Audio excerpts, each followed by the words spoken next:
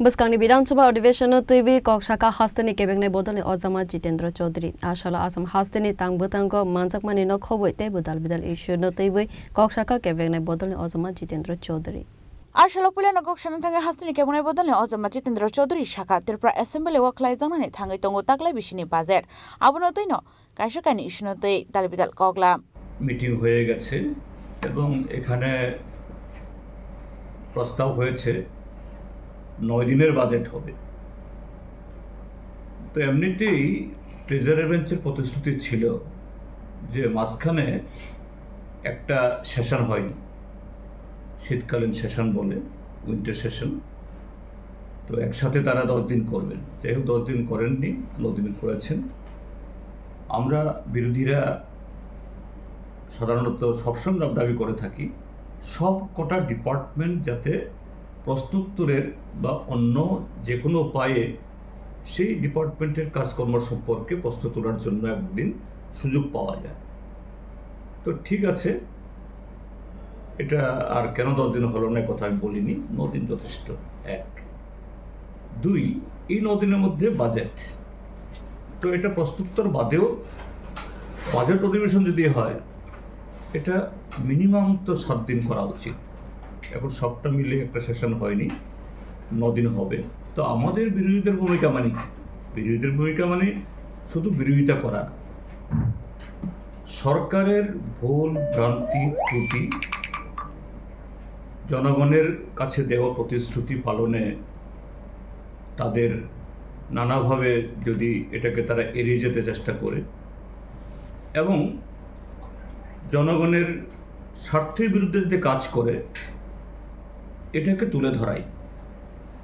এটা বিরোধী দল বলা হলেও এটা বিরোধী দল না,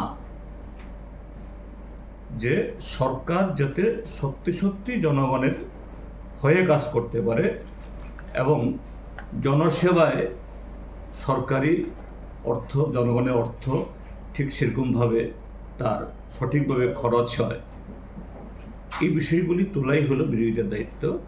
আমরা অন্য সময় যা করেছি এবারও তাই করব এবং সেই জায়গায় স্বাভাবিকভাবেই, যেমন প্রথম দিন, এটা এই বছরের প্রথম অধিবেশন যেহেতু রাজ্যপাল বক্তৃতা করবেন, প্রথা হলো রাজ্যপালের বক্তৃতায় যে বিগত 1 বছর কালে সরকার কি করেছে সরকারের ডোল পিটানোর বক্তৃতা। রাজ্যপালের বক্তৃতা মানে হলো সরকারের ডোল পিটানোর বক্তৃতা, সরকারের অ্যাচিভমেন্টের কথা বলবে।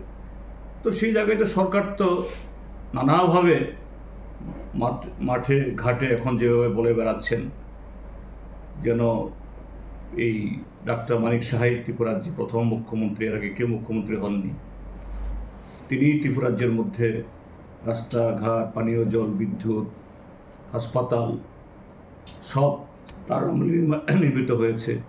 তার আমলেই শিল্প সংস্কৃতির সব দিক থেকে ত্রিপুরাজ্যের মানুষ এগুলো দেখেছে। এগুলি যেমন মাঠে ঘাটে বলছেন, তো বিধানসভাতে রাজ্যপালের মুখ দিয়ে কথাগুলি বলাবেন। সেই জায়গায় আমরা কাজ করব যে সংক্ষিপ্ত বা সীমিত সময় আমরা পাবো, সেই সীমিত সময়ের মধ্য দিয়ে কনস্ট্রাকটিভলি তথ্য সহকারে, এটা শুধু গলাবাজি করা না, তথ্য সহকারে সরকারের সমস্ত এরকম যা এরা এই ফাঁপা দাবি করবে এগুলাকে সেই ফানুসগুলো ফাটিয়ে দিয়ে জনগণের সামনে সরকারের এই দুর্বলতাগুলো তুলে ধরা, তারা যাতে এগুলি পরিহার করে সত্যি সত্যি জনসেবায় তারা ব্রতী হন। তারপর আরেকটা গুরুত্বপূর্ণ পর্ব হবে এই অধিবেশন, সেটি হলো বাজেট, মানে আগামী 1 বছরের জন্য তার পরিকল্পনা। তো এখানেও সরকার বলবে আমরা এই কাজ করেছি বিগত দিনগুলোতে, আগামী দিন আমরা ত্রিপুরাকে মডেল থেকে আরও বড় মডেল করব। তো সেই জায়গাগুলোতেও যেগুলো যদি সেরকম ভালো কাজ করে থাকেন, ভালো প্রস্তাব থাকে, অবশ্যই তার সমালোচনা আমরা করব না। এমনকি যদি সেগুলোর সমর্থনযোগ্য হয় সমর্থন করতে আমাদের আপত্তিও থাকবে না, ভালো কাজকে ভালোই বলবো। কিন্তু যে দেশ এবং রাজ্যের বর্তমান আর্থসামাজিক কাঠামোতে দাঁড়িয়ে ত্রিপুরা রাজ্যের বর্তমান যে আর্থিক সামাজিক স্থিতি যে জায়গায় দাঁড়িয়েছে, জনগণের প্রত্যেকটা অংশ আজকে প্রচণ্ডভাবে আজকে খুব অসুবিধার মধ্যে আছে। বেকার যুবকদের সামনে অনিশ্চিত পৃথিবী, অনিশ্চিত ভবিষ্যৎ। কৃষক তারা সম্পূর্ণভাবে প্রায় ওই ভগবানের উদ্দেশ্যে, আল্লাহর উদ্দেশ্যে এখন তাদের চাষ করতে হয়। এর থেকে তাদের রিটার্ন আসবে কি না কোনো নিরাপত্তা নেই। আইন শৃঙ্খলা একেবারে তলানির থেকে আরও তলানিতে। তার সাথে হলো যে আমাদের রাজ্যের সামাজিক সাংস্কৃতিক পরিবেশ। আবহাওয়া আসলে আসাম হাসিনি কক্সা পান্ডাও মানজাক মান্যতেই কক্সাকা কেবনায় বদলে অজামা জিতেন্দ্র চৌধুরী।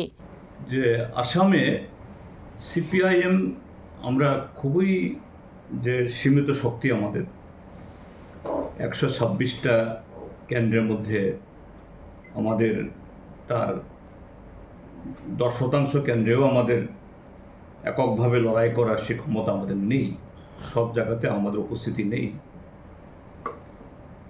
আর অন্য দিক থেকে অন্যান্য যে বিরোধী রাজনৈতিক দল, হ্যাঁ অবশ্যই কংগ্রেস সেখানে বিরোধীদের মধ্যে বড় দল, কিন্তু এই বিগত দিনগুলোতে কংগ্রেসেরও লড়াই সংগ্রাম আন্দোলন বা সাংগঠনিক বুনট আগে যেরকম ছিল সেরকমভাবে নেই। আর এরকমটা জায়গায় যখন গণতান্ত্রিক এই যে আন্দোলন বা দলগুলো যখন দুর্বল হয়, তখন কায়েমি স্বার্থ, স্বৈরাচারী সংগঠন আর বিজেপির মতো এরকম সাম্প্রদায়িক দলগুলো এরা মাথাচাড়া দিয়ে ওঠে। আর আসামে বিগত 2টি টার্মে সেখানে বিজেপি পরিচালিত সরকার, সেকেন্ড টার্মে যিনি মুখ্যমন্ত্রী তিনি এই কংগ্রেসের সময়তে দুর্নীতির অন্যতম চাই ছিলেন। তার বিরুদ্ধে যখন এই সিবিআইয়ের তদন্ত শুরু হলো, সে কংগ্রেসের শিবির থেকে লাফ দিয়ে বিজেপিতে ঢুকেছে। আর বিজেপি এই তাকে দিয়ে যাবতীয় তাদের যে তথাকথিত হিন্দু রাষ্ট্র নির্মাণের জন্য যা যা পরীক্ষা নিরীক্ষা করানো আমাদের রাজ্যে যেমন করছে, আরও জঘন্যভাবে এই আসামে করছে। এবং প্রতিদিন একটা মুখ্যমন্ত্রীর চেয়ারে বসে, সাংবিধানিক চেয়ারে বসে তিনি বলছেন একটা সম্প্রদায়কে টার্গেট করে যে তাদেরকে উত্তপ্ত করা, শাস্তি দেওয়া, চাপে রাখা, তাদেরকে যে দিনকে দিন কিভাবে এই দুর্বল করে দেওয়া, এটাই আমার কাজ। যার বিরুদ্ধে আসামের সমস্ত বুদ্ধিজীবী এবং যারা সমাজের উপরতলার লোক এরা প্রতিবাদ করেছেন। সুপ্রিম কোর্টে কেস হয়েছে, সুপ্রিম কোর্ট এখন গুয়াহাটি হাইকোর্টকে নির্দেশিকা দিয়েছে তারা যাতে এই সিরিয়াসলি এই মন্তব্যগুলো যারা বিচার করেন। এবং পত্রিকায় দেখেছি ইতিমধ্যে আসামের মাননীয় মুখ্যমন্ত্রীকে নোটিশও করা হয়েছে।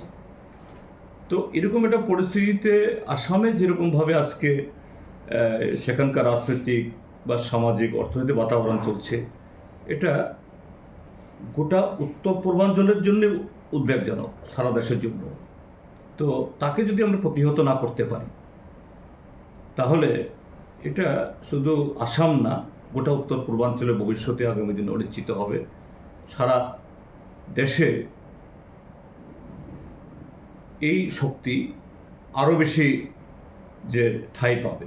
এই জন্য আমরা অনুভব করেছি যে বিজেপিকে হারানোর জন্য ধর্মনিরপেক্ষ এবং গণতান্ত্রিক শক্তি ঐক্যবদ্ধ হওয়া দরকার। এবং কংগ্রেস দল সেখানে তারাও এটা অনুভব করছেন এবং সেই হিসাবে তাদের সাথে বোঝাপড়া করে আমরা 3টা সিট দাবি করেছি। ইতিমধ্যে 2টা সিটে আমাদের তারা এই মানে এই আলোচনাতে স্বীকৃত হয়েছে। একটা হলো এই ইয়েতে কি বলে এই গোরেশ্বর, আরেকটা এই নামটা বলে গেলাম আমি, যেটা আমরা সিটিং সিট, আরও একটা সিটের জন্য আমরা আমাদের আলোচনা সেখানে চলছে। কংগ্রেসের সঙ্গে তো জোট হওয়ার মানে জোট থেকে বেরিয়ে যাওয়ারই কথা হয়েছিল, আবার আবার আলোচনার টেবিলে এসেছেন। কোথাও না কোথাও কি মানে বিজেপির ইয়েতে বিরোধী শিবিরকে আবার একত্রিত করে আপনারা সেখানে শক্তিশালী হওয়ার? না, বেরিয়ে যাওয়ার কথা না, কিন্তু আলোচনা তো কোনো আলোচনাই তো এই প্রথম দফায় আলোচনাতেই চূড়ান্ত হয় না। তো কয়েক দফা আলোচনা হয়েছে, আস্তে আস্তে ডিফারেন্সেসগুলো বা দূরত্বগুলো এগুলো মিনিমাইজ হয়ে একটা জায়গায় এসেছি। কংগ্রেসের সাথে শুধু মাঝখানে রাইজর দল, তাদের সাথে একটু দূরত্ব হয়েছিল, এই দূরত্বটা এখন কমছে। তারা 15টা সিট দাবি করেছিল অখিল গগৈয়ের দল, এখন বোধহয় 8-9টাতে এসে রফা হবে। আজকে বীরজিৎ সিং আপনার চেম্বারে এলেন, ত্রিপুরাতে কি কংগ্রেসের সঙ্গে সম্পর্ক? এইসব আলোচনা আমার সাথে হয়নি। ওনার সাথে আগামী এই বাজেট অধিবেশনে কি স্ট্র্যাটেজি হবে, ফ্লোর অ্যাডজাস্টমেন্ট একসঙ্গে, হ্যাঁ, ফ্লোর অ্যাডজাস্টমেন্ট বা এক্সারসাইজ কী হবে, এবং কৈলাস শহরে উত্তর ত্রিপুরাতে বেশি উনি কাজ করেন, সেখানে কি দেখছেন তিনি, এগুলি তিনি তার অভিজ্ঞতায় বলেছেন যে রাজ্যের কিছু মন্ত্রী, তার জেলাতে 3-3 মন্ত্রী তিনি বলছেন যে এরকম যে আইন শৃঙ্খলা নিয়ম কানুনকে এরা একেবারে তাদের মানে বিজেপির খাওয়ার ঘর বানিয়ে ফেলেছে, কীভাবে এগুলাকে এক্সপোজ করা যায়। ঠিক আছে, বললাম দরকার সবাই মিলে আওয়াজ তুলুন, ভোট এক জিনিস, আর মানুষের স্বার্থে, জনগণের স্বার্থে, রাজ্যের স্বার্থে যে এই যদি কেউ খারাপ কাজ করে থাকে এটাকে তুলে ধরা, এটা গণতান্ত্রিক দায়িত্ব। তো এটাই আলোচনা হয়েছে। রাজখরা গণসীমে প্রণব নিকক থুম চিনি খরাং।